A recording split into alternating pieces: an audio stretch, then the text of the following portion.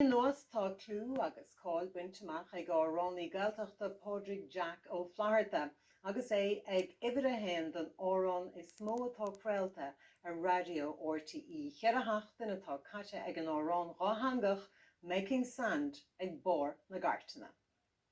Tá crífáig scailte clochaíl moin seo.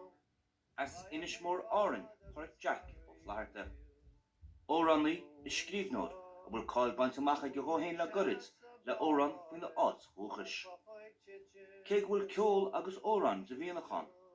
Is ag an ollscoil a thosaiste casa go poiblí ar dús, agus treise se a chéad singil in ghábhail sa 16.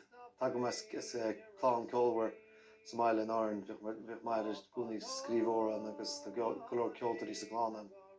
Making Sand an tanim atá ar chéad album Padraig Jack bhíle heisins in fiche, ach curú siire go bhar Covid. Ach nuair súla beige go nach an éiritin tóra an Árainn gon tedal cena.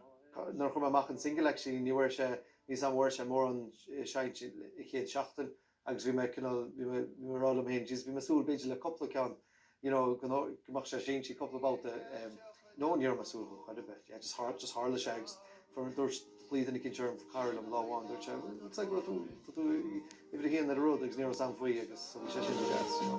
Ila nóla nach teacail, mar a déir ó Aran sa Phláirte, tuilig John na bhaine na moin seo. Chas se ag ceolchormacha in dhéanach le réalta mór ceol na tíre seo. Ina measc Sharon Shannon agus Damien Dempsey.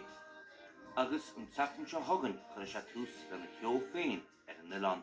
Bei sé tasúil is jalún se thugann as bei sé chuile ihe jalúns de March. Is cinál seo go mo chuid ceol really an seo céanna tá dúna cinál le ag mo gigs agsúla ach tá me just put couple rud breise seach sa seo freisin is be couple ceoltóir breise as Árainn Castle am in from freisin. Éadán am Luain, Nuacht TG4.